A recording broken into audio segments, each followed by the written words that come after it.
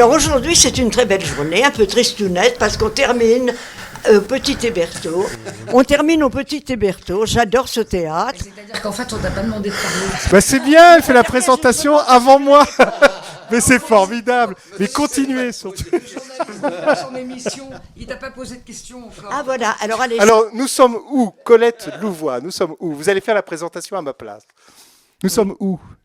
Là, nous sommes maintenant. au studio Hébertot. Au studio Hébertot, effectivement. Apparemment. Et c'est juste la fin de la pièce, Votre maman, voilà, que vous venez d'interpréter magistralement. Franchement, tous, hein, vous êtes extraordinaires. Moi, j'ai adoré. Non, mais je ne dis pas par plaisir, j'ai trouvé que c'était fantastique, magnifique.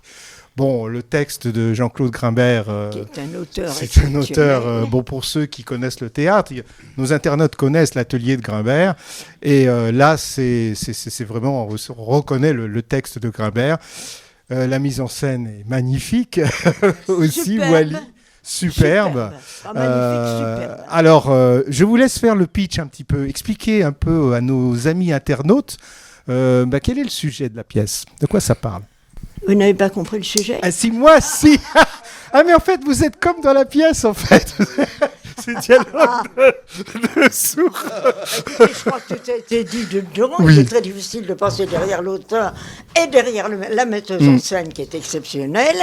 C'est très difficile de passer derrière car tout est très nettement expliqué et j'espère que tout le monde a compris. Oui, tout à fait. Mais nos internautes n'ont pas vu la pièce. Nos internautes n'ont pas encore vu la pièce. Donc c'est pour leur expliquer un petit peu de quoi ça parle. Donc Alors, voilà. c'est une dame qui se remémore son enfance par moments. Non, je vais faire le pitch, ça va aller plus vite. Merci. C'est extraordinaire. J'ai l'impression d'être dans la pièce. On est un peu à la cour de récré, pardon. En fait, c'est deux personnages centraux qui se retrouvent au milieu du personnage central féminin de la maman. Et donc, on a le fils et le directeur d'une maison médicalisée. Et donc, il y a cette maman qui est au milieu d'eux et qui a des problèmes de mémoire, avec des mémoires qui se ferment, des mémoires qui s'ouvrent. On appelle ça Alzheimer. On ne sait jamais si elle feint d'avoir cet Alzheimer, si elle l'a, si elle s'amuse avec. Et puis, voilà, tout ça se passe sur plusieurs visites. Et c'est en fait. Alors voilà, parce que en fait, son fils vient la voir et elle ne le reconnaît pas. Elle lui demande qui es-tu ou quand est-ce qu'arrive mon fils.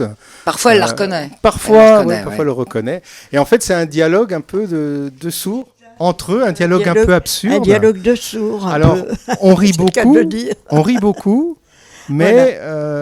Elle ne sait plus qui est le fils, parfois, et qui est le directeur. Alors, bon...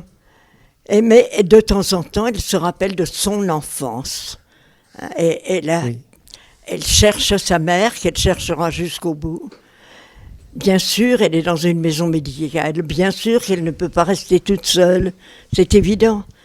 Mais elle a toujours en mémoire sa mère, le médecin qui n'était pas un vrai médecin, comme elle dit, enfin... C'est ça. Toutes les affaires de la guerre de 40. Parce qu'il y a aussi une deuxième histoire dans l'histoire, si je puis dire, c'est les souvenirs en fait de déportation. Elle est restée très enfantine. Oui. Très enfantine. Oui, c'est ça, on peut imaginer qu'en fait... moi c'est ce que j'ai imaginé. Mais absolument, en fait l'Alzheimer arrive parce qu'il y a traumatisme de guerre dans l'enfance. Alors là, en l'occurrence, ça parle de la Shoah, mais ça pourrait parler de n'importe quelle guerre. C'est ça. Et puis on parle aussi de personnes qui parlent la même langue, mais pas le même langage. Tout à fait. Je vais laisser les acteurs en parler. Voilà, c'est sur le langage en fait. Ils ne se comprennent pas forcément. Enfin, c'est pas ça. Ils ne se reconnaissent pas. Les dialogues sont un petit peu absurdes, mais en fait, on comprend tout quelque part. Et parfois, elle le reconnaît. C'est ça qui est extraordinaire. Tu avais des belles jambes, hein, fines. Rester des heures debout dans la neige. C'est ça qui donne des jambes fines. Très fines même. Tellement fines que je pouvais me laver les pieds dans un fusil à 2 coups. Pourquoi tu ris? C'était pas drôle. C'était pas drôle, je sais. De là-bas, on sortait les jambes fines et les pieds devant. Je sais, maman, je sais. tu sais tout, oui. Tu sais rien du tout, personne sait. Tiens, regarde, elle rentre chez moi, cette folle. Arrête. Alors, Colette, vous êtes magistrat là, dans ce rôle. Mais le doute est permis. Est-ce pour que le je peux me public. permettre de vous demander votre âge? Non, ça se Oh, demande je pas. suis- Intemporel. D'accord. Justement, on va présenter aussi vos protagonistes. Est-ce qu'ils peuvent se présenter Alors, respectivement? celui-ci est mon fils Alors, spirituel. Ah, c'est le vrai fils? C'est votre vrai fils? non, non, non. Non, j'ai une mère italienne. La mamma si chiama la Giannina. D'accord. Et voilà, je joue le fils. Voilà. Donc vous êtes Marc Marc Duret. Francesco Duret. Marc Duret. Sì, sono italiano della mamma, guarda. Et toi, c'est fini? C'est magnifique. Le directeur. Alors donc, moi je suis de le l'éta- directeur de de l'établissement l'établissement. pour personnes âgées. Et j'ai un cas qui me préoccupe beaucoup. J'ai des problèmes de personnel. Bon, c'est tous enfin on connaît ça. Hein, les EHPAD ont de gros problèmes. Oui. J'essaye de pallier à tous les soucis, mais j'y arrive très difficilement. Et puis moi-même j'ai mes obsessions. C'est Parce que ça. je veux que ma boîte tourne, quoi. Et Exactement. donc voilà. Et la maman, Donne du fil à retordre. Voilà. La maman me pose beaucoup de soucis, et le fils aussi, puisqu'évidemment il veut que ce soit parfait, que sa maman soit très bien soignée, très Exactement. bien protégée. Elle paye, hein, comme il le dit d'ailleurs. Et donc voilà. Et donc on se confronte souvent, on se parle sans vraiment se comprendre, mais parce qu'on a chacun nos fixettes, quoi. Voilà. Voilà. Et donc, le petit dernier, si je puis dire. Oui, et ben alors j'interprète le rôle du petit personnel, justement, qui est toujours en manque, donc on est là pour tout faire. Et j'interprète aussi le rôle du... Alors, il y a aussi dans la mise en scène des instants, j'allais dire, ça ressemble un peu à Jacques Tati presque, en fait, des moments comme ça de mime, Ben, on nous dit souvent ça, oui, Tati, Beckett parfois. Oui, Beckett. De Vos, C'est du théâtre de parfois dans l'absurde, le de toute dialogue, façon. Hein, oui. Et puis les Monty Python, quoi. Enfin, Oui. c'est assez burlesque. Hein, Exactement. voilà. Exactement. Et il y a aussi cette mise en scène qui est absolument fabuleuse, avec ce jeu de voile, d'ombre, de lumière, de projection. Comment vous avez imaginé tout ça? Comment vous avez pu monter tout ça, en fait? Quel est votre Alors là, secret? c'est compliqué de parler de l'imaginaire parce qu'en fin de compte, quand le texte est bon et par rapport au bagage qu'on porte, personnellement, alors les choses arrivent presque avec la Naturellement. grâce. Ouais. Et il y a des dons comme ça qui descendent. Et donc voilà, moi je vais parler des mémoires. Donc d'où les voiles. Donc pour moi, on perd pas la mémoire. Il y a des mémoires qui s'ouvrent, des mémoires qui se ferment. Et puis encore une fois, je voulais parler d'amour parce qu'on parle pas souvent d'histoire d'amour entre Oui, c'est émouvant. un C'est fils, très émouvant. une maman. Et je voulais aussi parler de l'incompréhension et des gens qui parlent la même langue et pas le même langage, notamment.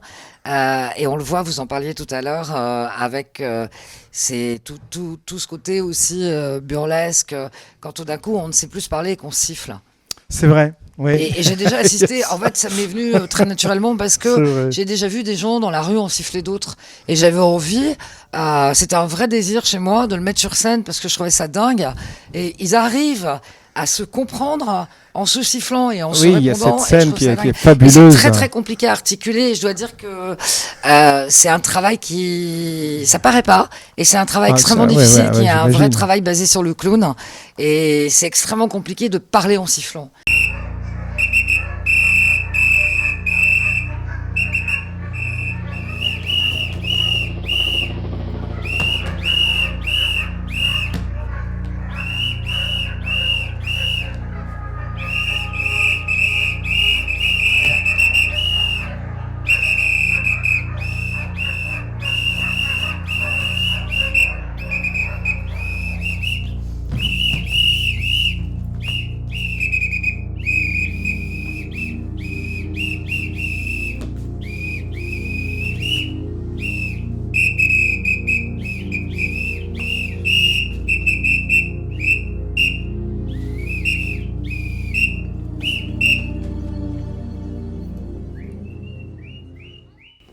C'est là où ça rejoint un peu Jacques Tati. Oui.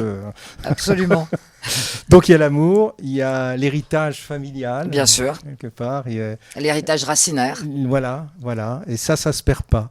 Malgré la maladie, malgré Non, ça se perd pas, on le porte en soi. On le porte en soi, en fait. Oui, c'est absolument. vraiment le message, moi, que je ressens de la pièce. Oui, d'ailleurs, Tito Laporte qui est ici, qui est aussi mon assistant et qui a fait le mapping. On a travaillé ensemble sur le mapping. Il a réalisé ce mapping extraordinaire. Et on voulait vraiment. Tu peux en parler. Oui. C'est vrai qu'on voulait vraiment être dans la tête de la maman, mais je te laisse en parler plus longuement. Oui, on essayait avec ce mapping justement d'essayer de retrouver des bribes de mémoire, des passages qui pouvaient justement voler, survoler, s'échanger, et essayer de voir quelles pouvaient être les réminiscences qu'elle pouvait avoir justement dans sa tête, tous les fragments de vie qu'elle avait pu accumuler. Alors votre metteuse en scène, c'est aussi votre fille. C'est aussi votre fille, la metteuse en scène. Voilà, c'est ma vraie c'est votre vraie maman. Absolument. Voilà. C'est ça. Elle s'est trouvée comme ça. Bon, elle m'a proposé le sujet. Bah oui. J'étais un petit peu étonnée. Je me suis dit, j'y cours. Voilà. Et alors, comment ça se passe, le travail entre mère et fille? Alors, ça se passe très bien parce qu'on sait Oui. faire la différence. Oui. Et j'ai eu la chance de naître dans une famille d'artistes depuis plusieurs générations. Et donc, on sait faire la différence entre la vie, la création, le travail. Mais quand vous parliez d'interprétation tout à l'heure sur les rôles, oui, effectivement, Marc dit une chose de très juste. Il dit Grimbert, c'est un auteur qui écrit avec les mots qui se tirent la langue entre eux. C'est de toi, ça. C'est pas mal, ça. C'est pas mal donc, du tout. Donc, il est dans l'urgence. Les mots se tirent la langue. Il dialogue dans l'urgence. Tout est urgent chez lui. Ah oui, c'est vrai. Et c'est toute la complexité aussi du time qu'il y a dans l'intérieur du secret d'écriture. Il y a tout là-dedans. Moi qui ai eu ma maman, voilà, j'ai connu ma maman, je ne vais pas parler de moi, mais qui a eu aussi la maladie d'Alzheimer, j'ai reconnu beaucoup de choses, en fait. Ça m'a beaucoup ému. Mais en même temps, c'est pas triste. C'est-à-dire c'est drôle, on rit tout le temps. Tout le temps. Et puis il y a beaucoup d'émotions. Oui. Mais il y a aussi, en fait, dans cette pièce, il y a encore, en fait, il y a des sous-couches partout parce que c'est aussi une pièce qui est pleine d'espoir. Et elle dit aux gens, aimez-vous, dites-vous que vous vous aimez quand vous avez la chance d'être ensemble et de vous aimer. Parce que la vie passe comme un album d'images. On tourne 4 pages et on est déjà sur une autre sortie et à la fin d'une vie. Ça va extrêmement vite. Cette pièce parle de ça aussi. C'est vraiment un très très beau spectacle. C'est une pièce qui encourage à s'aimer, je trouve. Comment? C'est une pièce qui encourage l'amour et qui encourage à s'aimer. Voilà. Oui, tout à fait. Alors, où est-ce qu'on peut venir vous voir? Là, on était à l'affiche quand même depuis septembre. Oui. Donc là, on fait par un la petit suite, break. Vous faites un petit break. Après, on va faire une tournée. Comment? On va faire 71 représentations. On va faire on va faire une tournée à partir du mois d'octobre. À partir du mois d'octobre, d'accord. On aura les dates alors? Vous nous transmettez les dates? Bien entendu, Parce que franchement, c'est une pièce magnifique. J'avais pris des cours de chant, bien évidemment, avec une dame de l'opéra comique. Bon. Et c'est le chant qui t'a amené au théâtre, en fait. C'est le chant qui m'a conduit au théâtre, vous allez voir pourquoi. Non, mais je crois... On va faire ça pour une prochaine émission. Pardonne-moi, mais tu sais qu'il y a un spectacle après nous. Voilà, on est obligé on vous écouterait pendant des heures, Colette.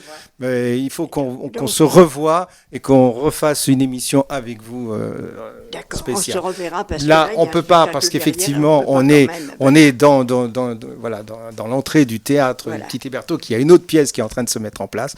En tout cas, merci encore pour ce magnifique moment que vous nous avez fait vivre.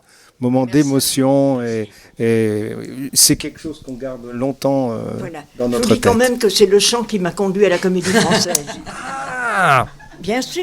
C'est important. Bien sûr, parce que le chef d'orchestre avait besoin d'une comédienne qui déchiffrait. On y va. Pardon. Allez, au revoir. À bientôt. Au revoir. On se revoit bientôt. Pardon, excusez-moi. En tout cas, on se tient au courant. Merci, à bientôt les internautes.